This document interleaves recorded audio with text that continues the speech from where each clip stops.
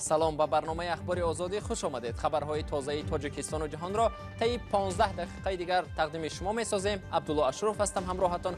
حالا توجه کنید به سرخط موضوعهای برنامه امروز جمعه 24 ایول.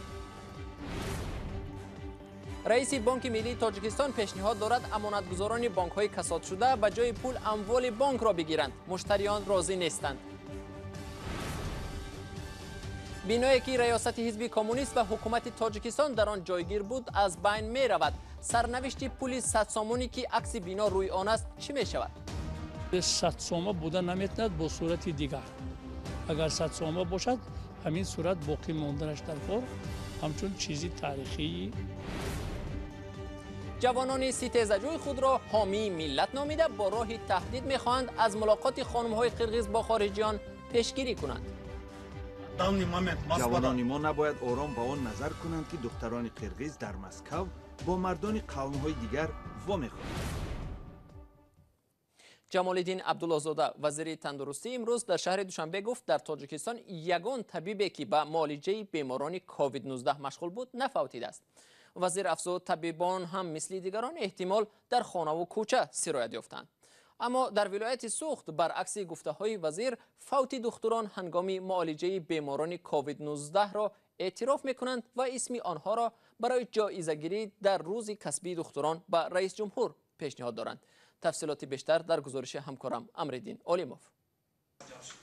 بیش از 100 طبیب و کارمندان بخش تندرستی ولایت سوخت که در بیمارستان‌ها با ویروس کووید 19 دست به گریبان بودند و گرفتن مکافات‌های دولتی پیشبری شدند.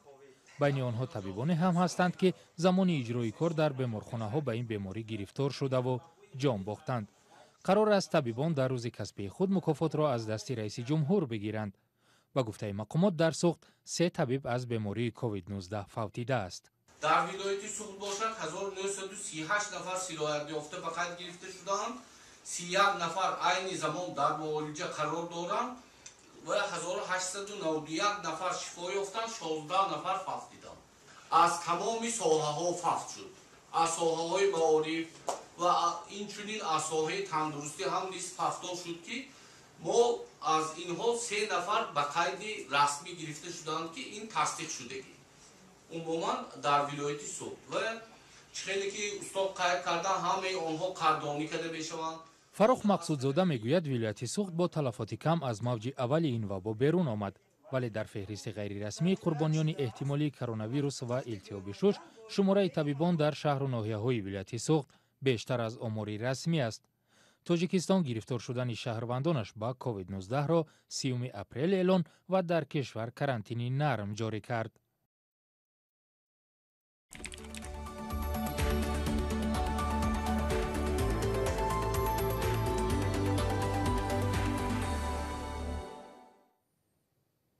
از مفلس اعلان شدن تاجپرام بانک و فنان بانک در تاجیکستان 5 سال گذشت. قرار بود اموال این دو بانک دوام 2 سال ترکه شده پول امانتگزاران بازگردانیده شود.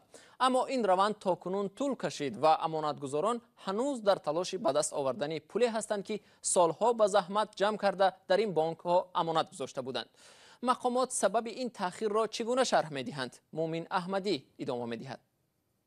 میرزا خوجه صمدوف دوام 5 سال اخیر تلاش دارد مبلغ‌های در تاجپرام بانک مفلس شده گذاشته‌اش را برگرداند. او به نام پرزیدنت و هم پسر او شهردار دوشنبه نامه ها نوشته است. همه عریضه های او در مطبوعات هم چاپ شده است. بعدی هر شکایتش او را خادمان شعبه مبارزه با تروریسم و جنایت های وزارت امور داخلی بازپرسی کردند. خود پرزیدنت تاجیکستان چندین بار از شهروندان دعوت کرده است که به بانک ها به خاطر رشد جمهوری، به خاطر کودکان و تحصیل و زندگی شایسته آنها امانت گذاری کنیم. من به پرزیدنت باور کرده به این کار رفتم. همه سرمایه های جمع کرده والدان را فروخته به تاجپرام بانک گذاشتم. صمدوف میگوید که به بانک تخمیناً 2 میلیون سامانی پسنداز گذاشت. این تخمیناً 200,000 دلار است. حالا هر ماه به دستش 200-300 سامانی و یا 20-30 دلار می دهند. گهگاه مسئولین برهمدهی تاجپرام بانک با او پیشنهاد میکنند که بجای پول بخشی از مالکیت بانک را بگیرد. مثلا منزلی که بر عوض پسندازش پیشنهاد می شود 2-3 برابر گرانتر از قیمت بازار می باشد. اگر در شهر قیمت یک متر مربع خانه از 350 تا 500 دلار باشد، چرا من باید آن را با نرخی از این بلندتر بگیرم؟ رهبری بانک ملی صمدوف را در دروغگویی متهم کرد. این مقامدار گفته است که صمدوف ماهی نه کمتر از 1000 سومانی و گاه تا 2000 سومانی و یا 100 تا 200 دلار دریافت میکند. رهبری بانک ملی گفت که اگر صمدوف پولهای خود را برگردانیدنی باشد، بگذار با مالکیت بگیرد. آنها نمیخوان بر عوض پولهایشان مالکیتی که ما پیشنهاد میکنیم بگیرن. چندین بار با آنها پیشنهاد کردیم، ولی اکنون آنها باید انتظار شوند که ما مالکیت را به فروش گذاریم و بعد آن این پولها به دستشان داده شود. از اولی سال دو بانک دچار مشکل در تاجیکستان به مشتریانشان تخمیناً 22 میلیون دلار مبلغ ها را برگردانیدند. این پول در نظر اول خیلی کلان است، ولی با در نظر داشت اینکه تا نوامبر سال گذشته تنها یک تاج پرامبانک از مشتریانش تخمیناً 46 میلیون دلار قرضدار است، این مبلغ خیلی کم می باشد.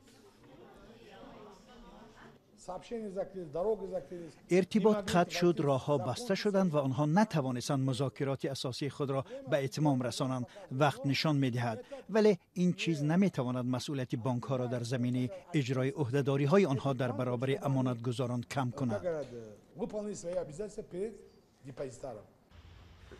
اگر دو بانک عظیم تا جای عهده‌داری های خود را اجرا می‌کنند، صمدوف به این نظر است که بسیار امانتگزاران تاج پرامبانک ناامید شدند و دیگر از پی تلاش بازگردانی امانت‌های خود نیستند. تخریب سابق بینای مرکزی حزب کمونیست و حکومت تاجیکستان در شهر دوشنبه نگرانی قسمی از کاربران شبکه‌های اجتماعی را به بار آورد. ساکنان در دوشنبه میگویند این بنا شاهد تاریخ نیم عصره تاجیکستان است و نباید برکنده شود. مقامات نیت دارند در جای آن بینای نوی حکومت را سازند. نظر جانبداران و مخالفان تخریب این بنا را برات یوسفی شنید و این گزارش را تهیه کرد که حالا آن را با هم می‌بینیم. این بینای معروف با نام‌های سکه و قصر پرزیدنت بعد چند مدتی برای همیشگی از بین خواهد رفت. جریان تخریب آن شروع شده است و در جای آن بینای معاصر بلند طبقه حکومت قامت خواهد افراخت. عکس این بنا که تصمیم‌های حکومت تاجیکستان بیشتر از 60 سال آنجا گرفته می‌شد، بجز از روی صفحه کتاب‌ونوارها روی پل‌های کاغذی 100 سومانی را زیب می‌دهد. پس از تخریب بنا سرنوشت پل‌های 100 سومانی با عکس قصر پرزیدنت چی می‌شود؟ بانک ملی هنوز در این مورد نقشه مشخصی ندارد و منتظر دستور حکومت است. ما اون رو با تجزیه نظر میکنیم. اگر رهبری حکومت لازم شمارند که بینای نو، نمونه بینای نو در پل‌های ملی عکس یابند، ما اون رو اجرا میکنیم. یکم پرابلم نیست. مورخان میگویند زمان شوروی بینای سکه پس از مجسمه ولادیمیر لنین در فهرست یادگاری‌های تاریخی که از طرف دولت حمایت میشد در جای دوم قرار داشت.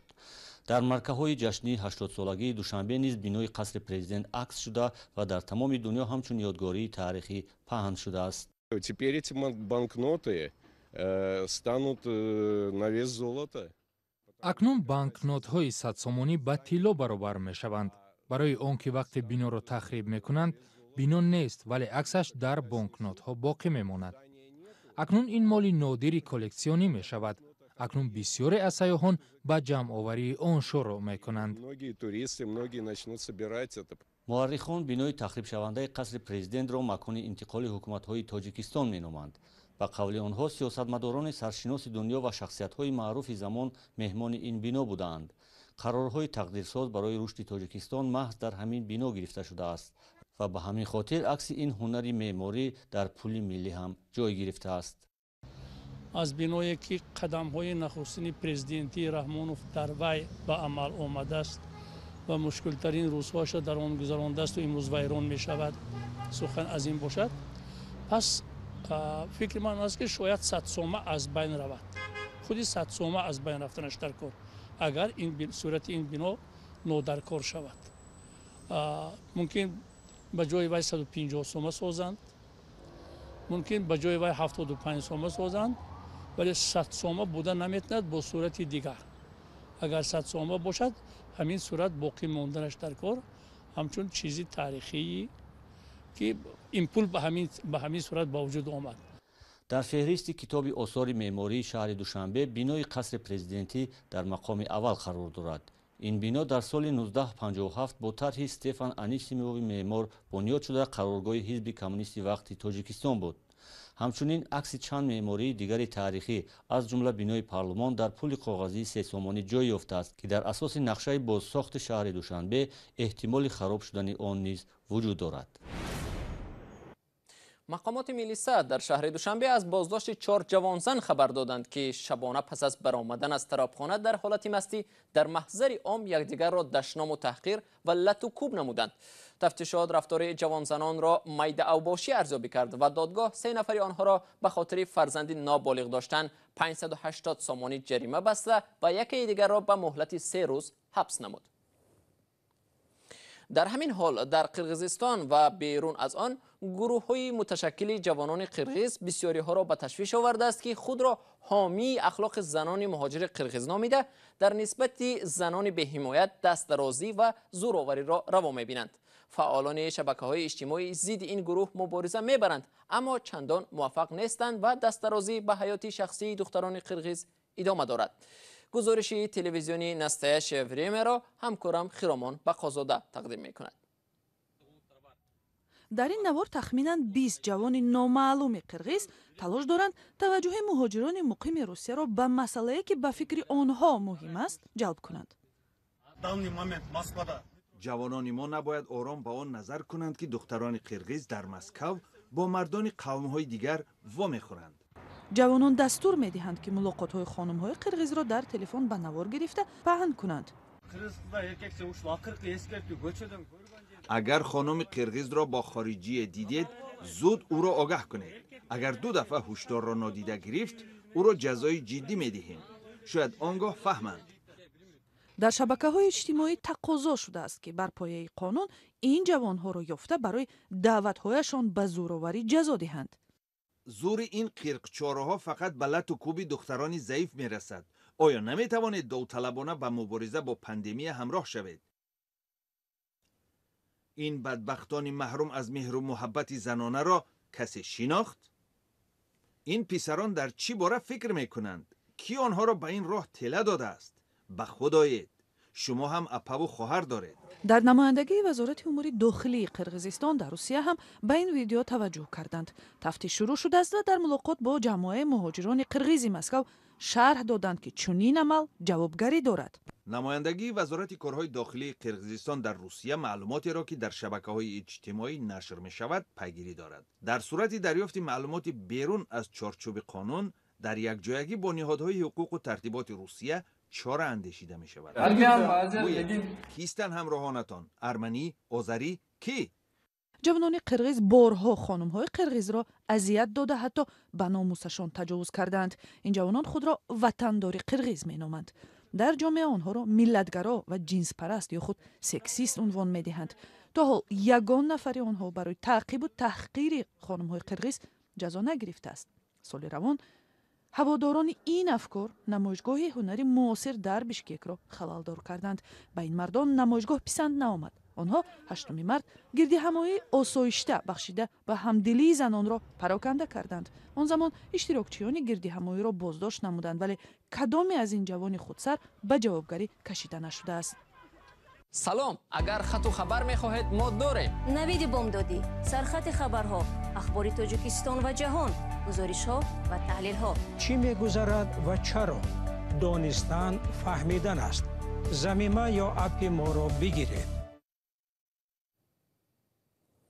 бинандагони азиз, инҷо расидем ба поёни барномаи имрӯз. ташаккур аз шумо ки то ин лаҳзаҳо моро ҳамроҳӣ кардед. ахбори аз ин бештарро дар сомонаи радиои озодӣ cw.ozodi.org метавонед мутолиа кунед ва дар саҳифаи озоди видео дар шабакаи иҷтимоии YouTube бибинед. рӯзҳои истироҳати хубе дошта бошед. то мулоқоти баъдӣ, худо нигаҳдори ҳар яки шумо бошад.